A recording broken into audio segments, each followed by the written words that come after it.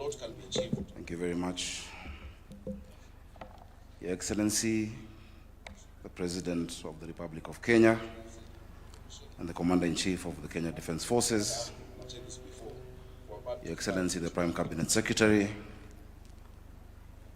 Cabinet Secretaries, CECs, the Deputy Governor, the Speaker, and the members of County Assembly who are here today.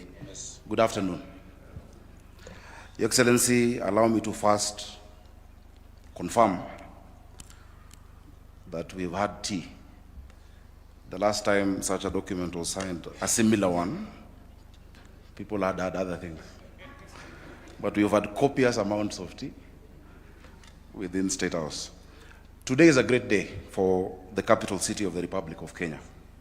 Your Excellency, in the 13 years of devolution, Nairobi City County has not had an opportunity to leverage and benefit from its unique position as a capital city of the Republic of Kenya to get the special attention, resources, and support it requires for the benefit of the people.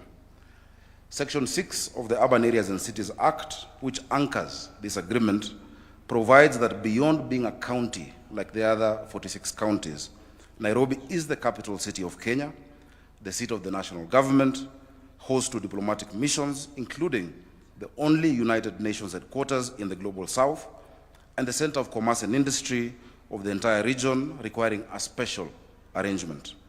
This agreement is 13 years overdue, as the provisions of the Urban Areas and Cities Act were already in existence. Your Excellency, already we've been partnering in a number of issues, such as the Nairobi Rivers Commission and the regeneration of the river, water provision to the city, the school food feeding program, which has a separate agreement, roads and mobility, markets, housing, among other areas.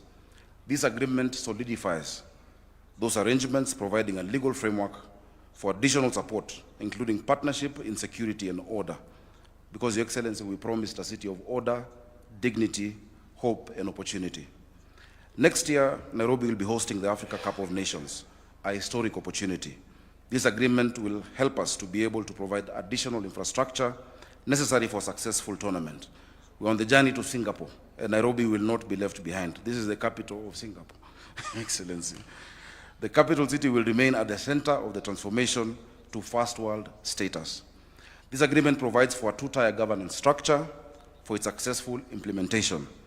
The steering committee, which will be chaired by the Prime Cabinet Secretary as the coordinator of national government ministries and agencies, deputized by myself, and comprising of cabinet secretaries as well as county staff, will set the overall policy goals and direction.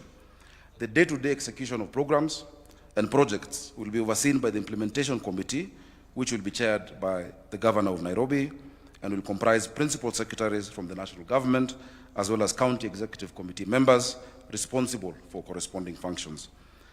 We thank you for seeing the need and unique place of the capital city and for your support. Your Excellency, there are many things, but let me just mention that already, with your support, we've been able to increase the amount of water coming into the city by 140 million liters a day through the Northern Collector Tunnel, which had been stuck. We will also embark on projects like the Maragua 4 Dam and improvements at Ngedu water treatment to achieve close to 200 additional million liters of water daily. Several other such transformational projects will be undertaken. This is the true spirit of devolution, partnership between the levels of government. A lot can be achieved when we come together. Devolution is not a competition. Devolution is a collaboration.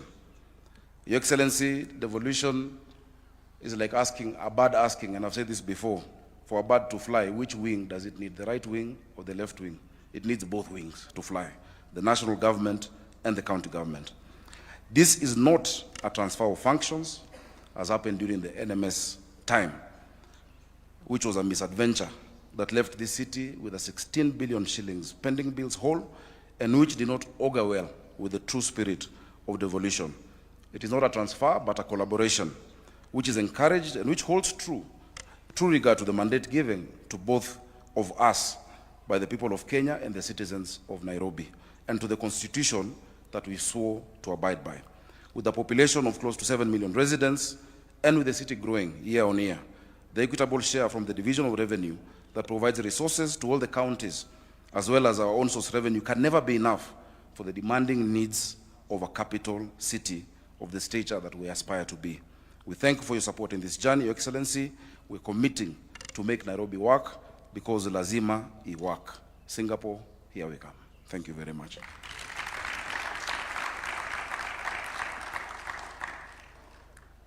Thank you, Governor. May I now invite the Prime Cabinet Secretary to make brief remarks and then invite His Excellency the President.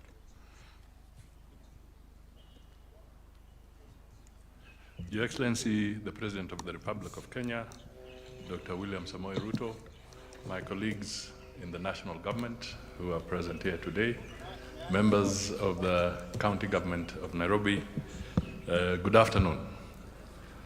I will say this, Your Excellency. It takes a lot of courage for a leader to move away from a comfort zone and move to that territory that everybody fears and is worried about. The whole idea of you leading and saying that we have to do much more for Nairobi, for this country, for the capital city.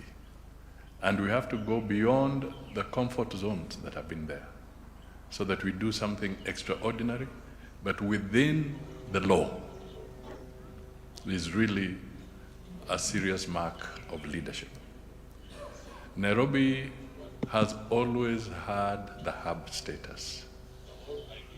We have moved and talked and praised ourselves, patted ourselves on the back, sometimes thumped our chests about Nairobi. But do you know what, ladies and gentlemen? The truth is, we are facing serious competition. For those of you who have been to Addis Ababa lately, you will see exactly what I'm talking about. If you have been to Uganda and you look at what is happening even at the airport, you will see that changes are taking place. Go to Luanda in Angola. Go to Zambia, Lusaka. We must break away from the comfort zone. And if we have to retain the hub status that we have always held, then the leadership that we are seeing today is absolutely important. I also want to really thank the county government, Governor Sakaja and your team, because indeed, this is not going to be easy for you.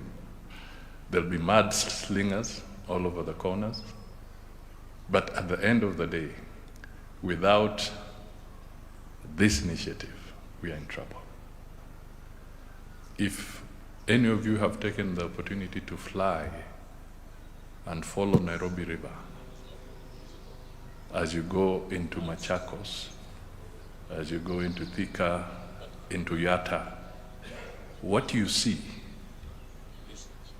from above tells you that we were running late. Mr. President, thank you for this courageous move.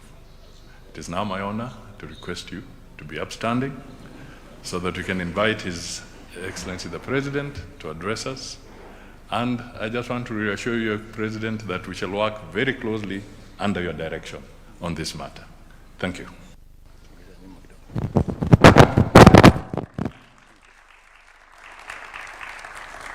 Thank you very much, PCS. Please, let's take our seats. Good afternoon, everybody. Karibuni.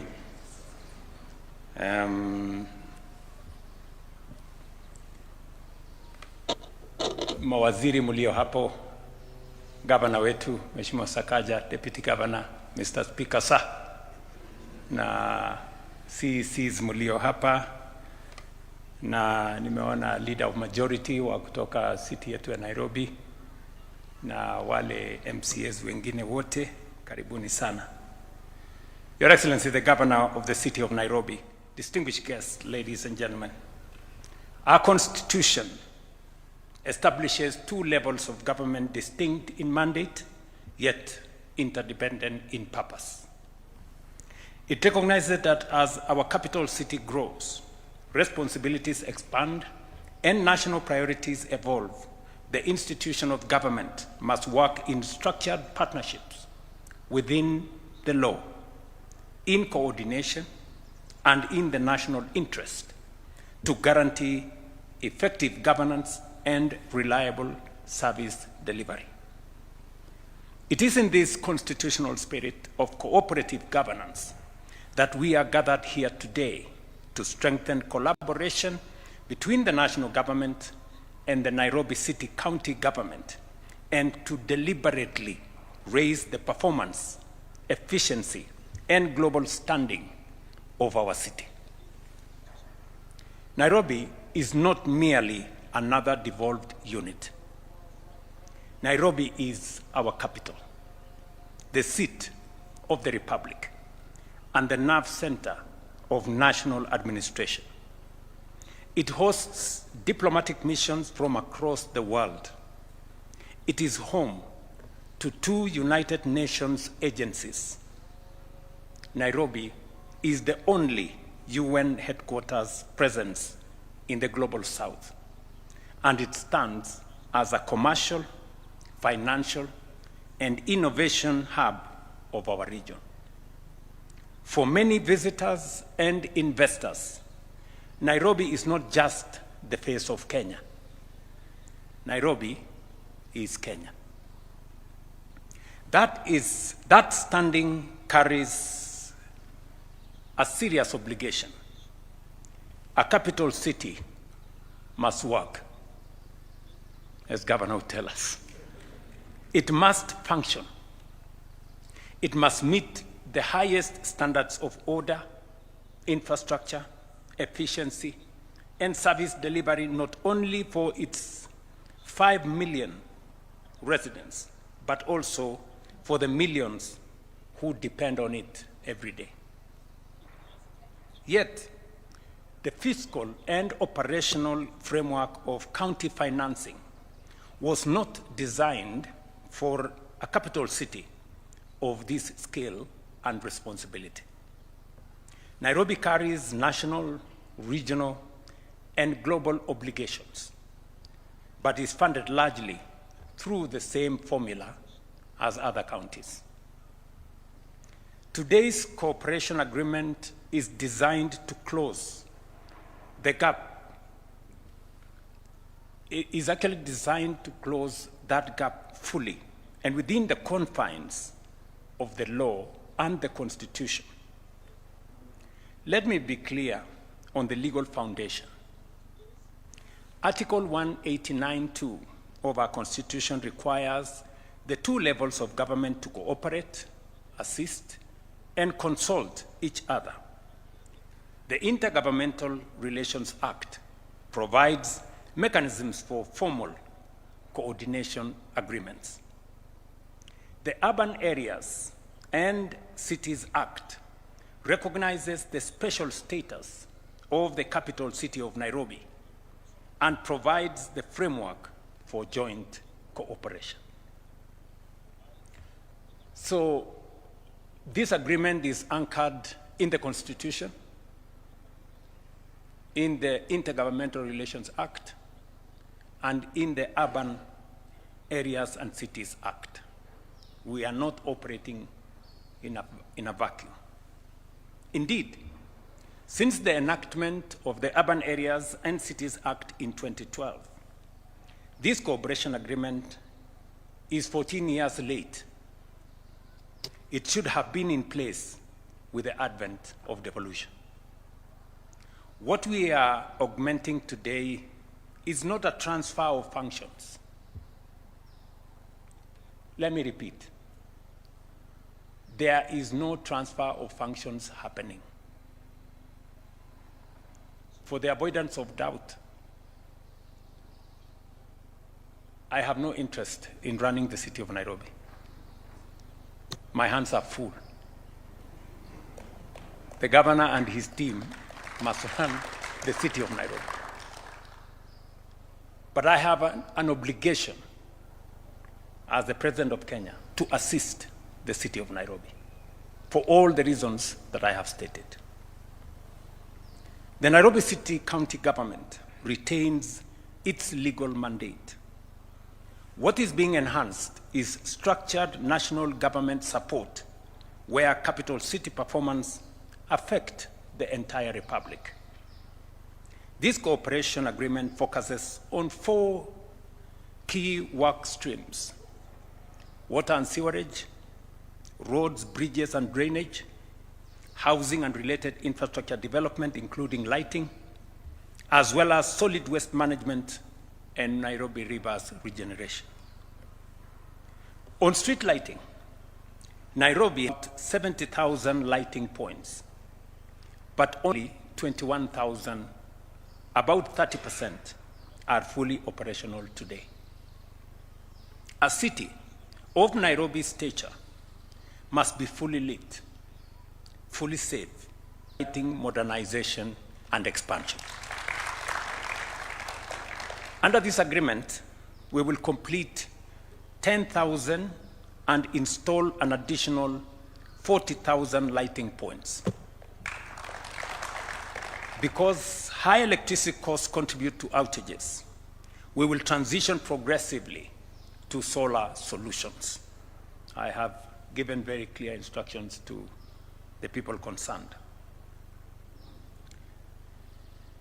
We will also commercialize lighting poles so that advertising revenue supports maintenance. Going forward, construction of new roads will now include lighting by design. There will be no road constructed now in the city going forward. Part of the contract will be lighting, so that the road is not complete until it is lit.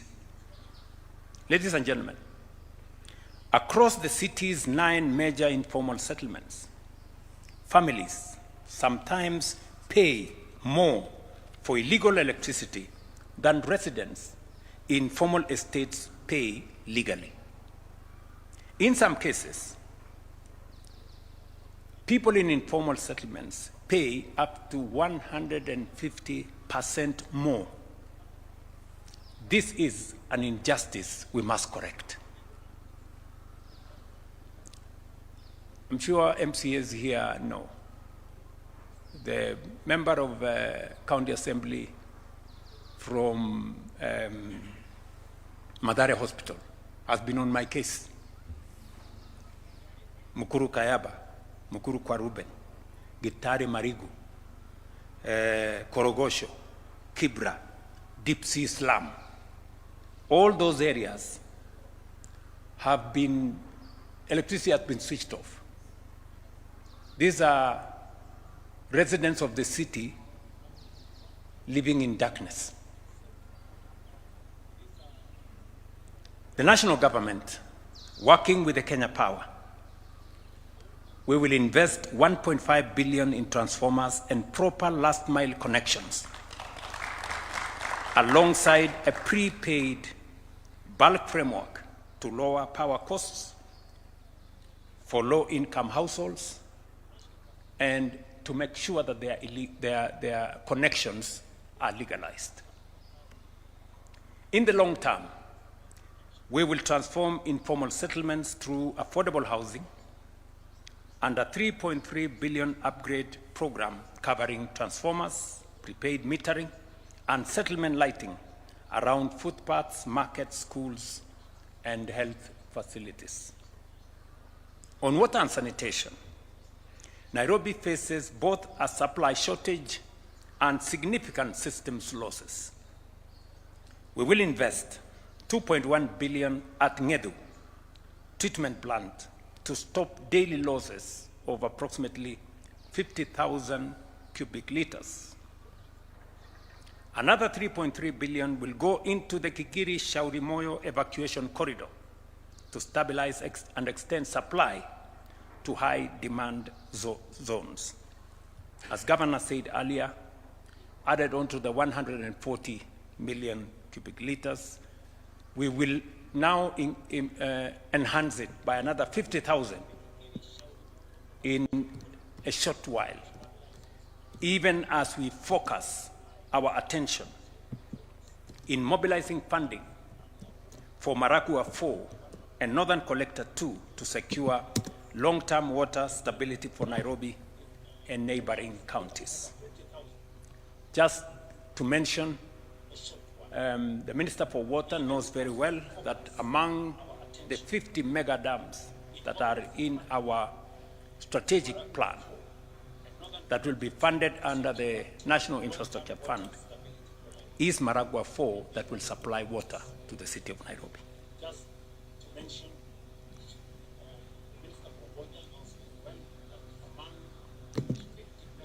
On sanitation, as part of the Nairobi River Regeneration Program, we are committing 9 billion to build 2 parallel 27-kilometer trunk sewer networks along the Nairobi River corridor, and 6 billion for a new sewer treatment plant that will treat 60,000 cubic liters of water per day, securing capacity for at least the next 40 years.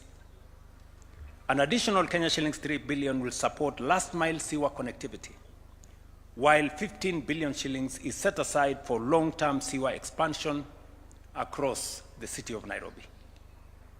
On roads, bridges, and drainage, we are spending a total of 8.7 billion shillings. Kenya shillings 2 billion has been allocated to complete phase 1 of Kura roads within the next 2 months.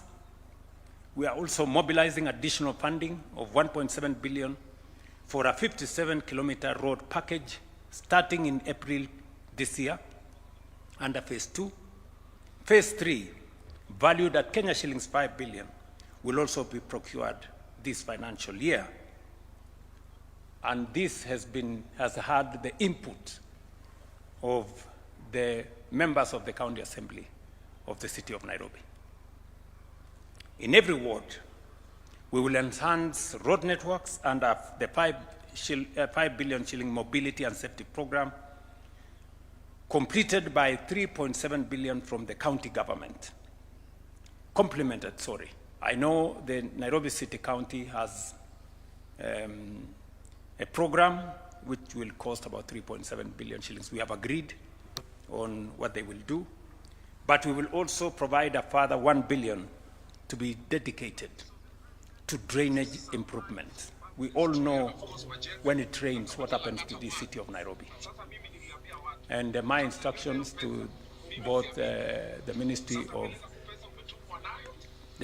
of Infrastructure and Roads and Housing is that we do not want a flooded city this year. You have to move with speed so that we do what we have to do.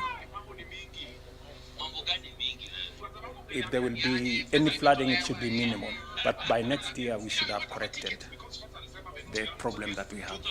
In solid waste management, the county has already allocated 100 acres for material recovery facilities and transfer stations, committing 4 billion shillings, we agreed Sakaja, while the national government will provide 2 billion shillings every year within the existing framework to advance circular waste systems. Ladies and gentlemen, security is non-negotiable, especially for a modern capital city like Nairobi. I therefore direct the Cabinet Secretary for Interior to prepare and present within 60 days a framework for a dedicated Nairobi Metropolitan Police Unit.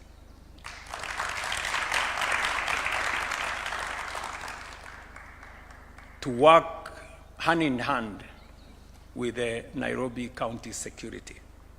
We will make, and we must make Nairobi safe for citizens, visitors, investors, and business alike. Our cooperation with the Nairobi City County government, ladies and gentlemen, is not beginning today. This partnership is already visible in the Nairobi Rivers Regeneration Program, a 50 billion shilling initiative transforming riverine settlements through housing, sanitation, public spaces, and environmental restoration, and employing over 45,000 young people in the city of Nairobi.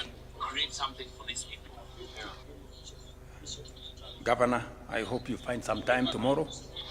I want to undertake an inspection of what is going on that program. Today, we are amplifying what we already started. With an initial quantified capital package of everything that I have said, amounting to 80 billion across priority sectors, this structured partnership is designed to deliver measurable impact and expand opportunities for all in Nairobi County. It is correct, ladies and gentlemen, and it is right for us to do what we are doing. I want to persuade the many people who never see anything good about our country and our city that there comes a time when we must pull together. There comes a time when we must put aside partisanship and posturing. This is not an occasion for us to throw around titles, Excellency that, and Excellency the other one, Honorable this, and Honorable the other one. It is a time when we should hold hands together so that we can take charge of our city. Many people who visit Kenya get their experience out of Nairobi. There are many people, many visitors who come to Kenya, and the only place they come to is Nairobi. When you hear many people across the world saying, I have gone to Kenya, they possibly could have come only to Nairobi. And therefore, the impression we get, the impression we give out of the city of Nairobi is the impression that the global community has of the Republic of Kenya. And therefore, it is important for us to work together.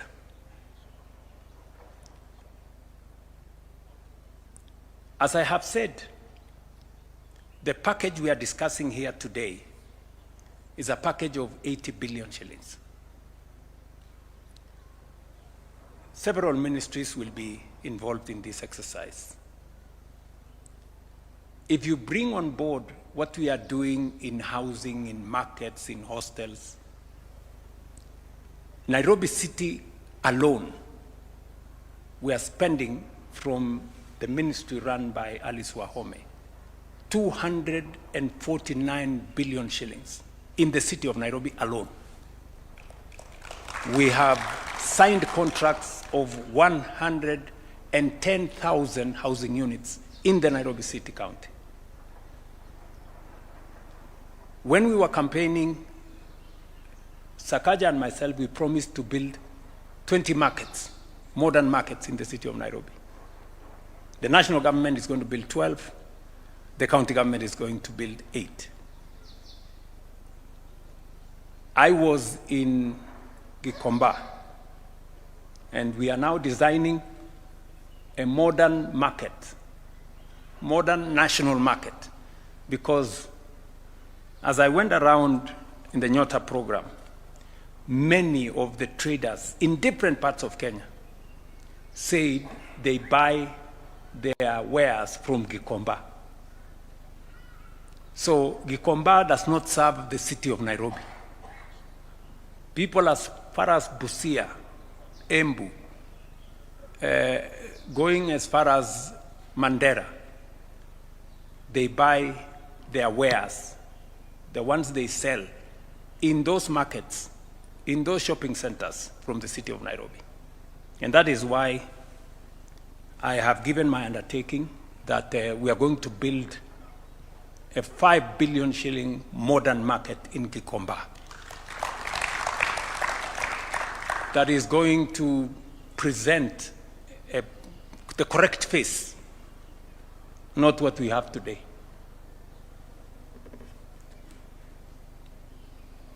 This will strengthen Nairobi's standing as a capital worthy of the republic it serves, orderly, functional, competitive, and globally respected. A first-rank African metropolis that reflects our national ambition and commands both local and international confidence. Ladies and gentlemen, this is a very, very proud moment for me. I want to assure the Nairobi County Assembly, the Speaker is here, the leadership of the House is here, we have several MCAs here, that you will provide oversight as is expected of you. This signed document will come to the County Assembly for your input, for your endorsement before we finally roll it out. The sooner, Mr. Speaker, the sooner we start, you know.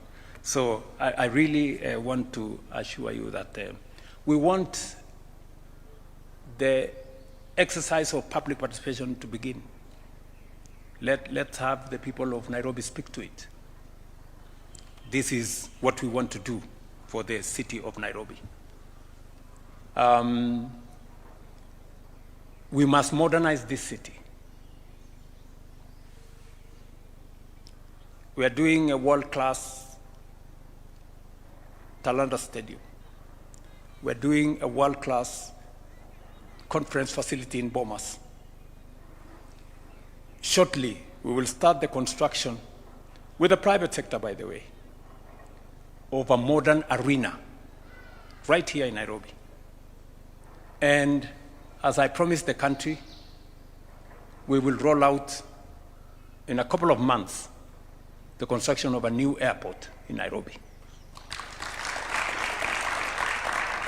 Ladies and gentlemen, we must raise our ambition.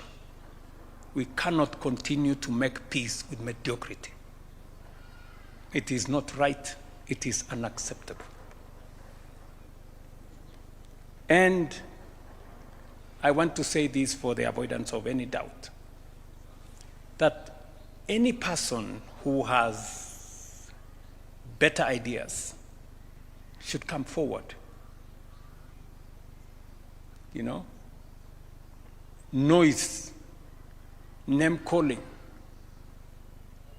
you know, and all the other, you know, drama and activism will not change our country. And we must be very clear about it. Some of the things that we are doing today should have been done way back. But because those of us who are leaders want to choose the easy, popular path, we never get to do the things that matter to our nation. Let me say this.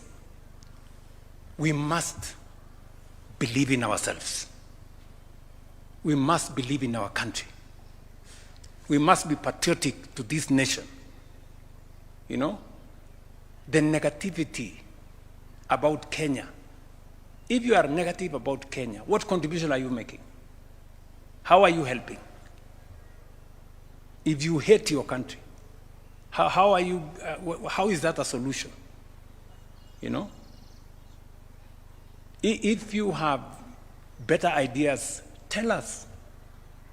You know? So this is really what I want us to focus on. And we have set out for ourselves to do what we think and what we believe will change our country. I am an ardent, consumed believer that this is a great nation, and we can only make it greater. You know, we must believe in this country of ours, good people. I see many people, they talk about Kenya as if they have a spare country to you know. Why? If you are negative about your country, don't look for the next person to blame or anybody to blame. Go to the mirror. That is the person to blame. So, tafadhali nawaomba waheshimiwa MCS, sisi tuko kusaidia kwa sababu katiba na sheria inatupa nafasi ya kushirikiana kati ya serikali ya kaunti na serikali ya kitaifa. Sheria ya miji specifically inatupatia nafasi ya national government na Nairobi City County, mahali capital city ya Kenya iko, kufanya kazi kwa mpango. Na ndio sababu hiyo leo tuko hapa. Sio kwa sababu ya uchaguzi inayokuja, sio kwa sababu tuko na AFCON, hapana. Tunafanya hivi because it is the right thing to do. This is what we must do. We are doing it for ourselves. Yes, we are doing it for our country, for the residents of the city of Nairobi and for the people of Kenya. Tunafanya hivyo kwa sababu hiyo. So, hakuna sababu ingine ambayo mtu atatafuta kusema pengine huyu anatafuta hii ama anatafuta ile. Mimi nilifanya campaign pamoja na huyu mungwana. Tulikubaliana na watu wa Nairobi, hii Nairobi haiwezi kuwa mji wa takataka. Today, my friends, let's be honest with ourselves. Nairobi River is a sewer, right? Right, going through the city. The center of the city is a sewer line. And it is supposed to be okay. How is it supposed to be okay? All these years, tuko tu hapo, tumengedhi hapo, you know, we are, and we are a sewer. We are the environmental capital of the world. How can we have filth and sewage in the Nairobi River? That is why we have committed resources. Shortly, we will begin the procurement of Ngong River. I hope, Hinga, you are working on that with Alice, so that we can completely change the city of Nairobi and present the correct picture of the people of Kenya. So nawaomba ushirikiano wenu. Mawaziri wako hapa. Huu sio wakati wa kusema nani ni mkubwa kuliko nani. You know, Biblia inatufundisha ya kwamba yule anajifanya ndio mkubwa aoshe miguu ya wale wengine. So let's not, you know, oh, I don't know who is going to chair, I don't know who is going to be bigger than who is going to be what. Let's get work done. Let us get our hands. You know, tufanye kazi. Si ndio jameni? Mimi nawaomba, tafadhali wangwana, tushirikiane, tufanye kazi pamoja, tutabadilisha hii city. We have laid a good foundation. Tumeweka msingi mzuri sana. You know, we have stabilized our economy, we have consolidated our economy, we have Nairobi City is among the leading kwa mambo ya registration ya SHA. You know, we have built additional classrooms in this city. I was just getting a brief. We built ourselves 240 classrooms that are, most of them are ready. The members of parliament in the city of Nairobi build another almost 300 or 400 classrooms, which are also ready. Because we want to change the city of Nairobi. So tushirikiane. tufanye kazi pamoja. And you can count on me 100%. And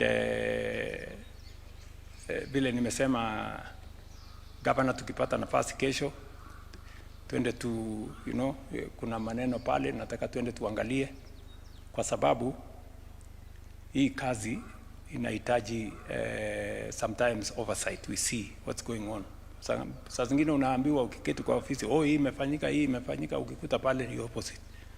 So saa zingine ni vizuri kupeleka macho huko na kuangalia. So otherwise, asanteni sana. I think we all have our marching orders. Yeah.